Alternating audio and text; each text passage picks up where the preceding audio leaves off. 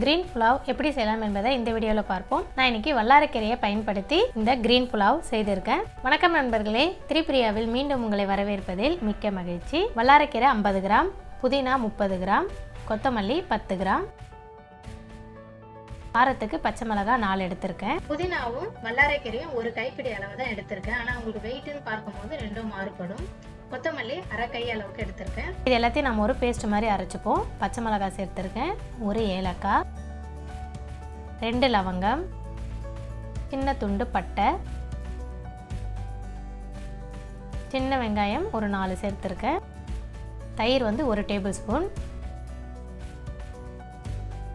இப்போ நம்ம எடுத்து வச்ச எல்லா கீரையும் சேர்த்துப்போம். புதினா, வல்லாரை, கொத்தமல்லி எல்லாமே சேர்த்துப்போம். சேர்த்துட்டு இது போல் நல்லா ஒரு பேஸ்ட்டாக அரைச்சி கொண்டு வந்துக்கோங்க. கொஞ்சமாக தண்ணீர் சேர்த்து அரைச்சிக்கோங்க.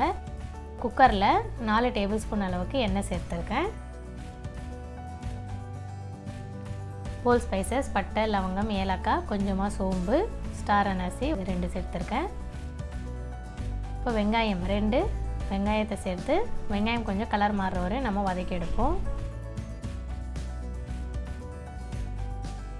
இஞ்சி பூண்டு விழுது 1 டேபிள் ஸ்பூன் அளவுக்கு இஞ்சி பூண்டு விழுது சேர்த்துருக்கேன். அதையும் சேர்த்து ஒரு 3 நிமிஷம் போல் நம்ம குக் பண்ணலாம். உப்பு 3/4 டேபிள் ஸ்பூன் அளவுக்கு உப்பு சேர்த்துருக்கேன். இது எல்லாத்தையும் நம்ம நல்லா வதக்கி விடுவோம். இதுவும் ஒரு 2 நிமிஷம் போல் வதக்குங்க.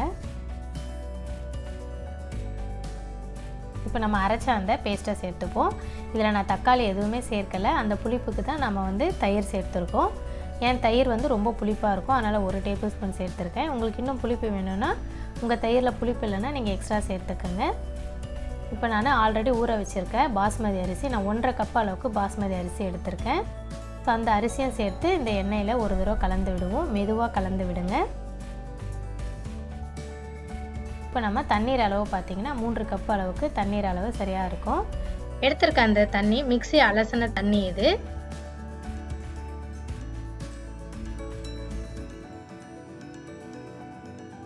சேர்த்துட்டு ஒரு தடவை நல்லா கலந்து விடுங்க. எப்போவுமே தண்ணி சேர்த்ததுக்கப்புறம் உப்பு செக் பண்ணிக்கோங்க. கடைசியாக நெய் ஒரு அரை டீஸ்பூன் அளவு சேர்த்துட்டு மூடி போட்டு மீடியம் ஃப்ளேமில் ஒரு விசில் வச்சிங்கன்னா கரெக்டாக இருக்கும். ஏன்னா அரிசி ஆல்ரெடி ஊற வச்சுருக்கிறதால ஒரு விசில் கரெக்டாக அளவாக இருக்கும்.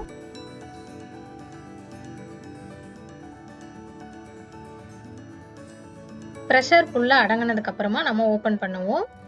பாருங்கள், அரிசி நல்லா குக் ஆகிருக்கு. இப்போ மெதுவாக நம்ம கலந்து எடுத்தோம்னா நம்மளுடைய கிரீன் புலாவ் ரெடி. இதில் வல்லாரை கீரை இருக்குன்ற ஃப்ளேவரே பசங்களுக்கு தெரியாது. நம்ம புதினா சேர்த்துருக்கிறதால புதினா சாதம் மாதிரியே இருக்கும். ஒரு ஹெல்த்தியான ரெசிபி நம்ம பசங்களுக்கு செஞ்சு கொடுத்த திருப்தியும் நமக்கு இருக்கும். அருமையான ஆரோக்கியமான கிரீன் புலாவ் ரெடி. இன்னும் இந்த சேனலை சப்ஸ்கிரைப் பண்ணலைன்னா மறக்காமல் சப்ஸ்கிரைப் பண்ணுங்கள். உங்கள் ஃப்ரெண்ட்ஸுகளுக்கும் இந்த வீடியோவை ஷேர் பண்ணுங்கள். மீண்டும் ஒரு நல்ல ரெசிபியில் சந்திப்போம். நன்றி, வணக்கம்.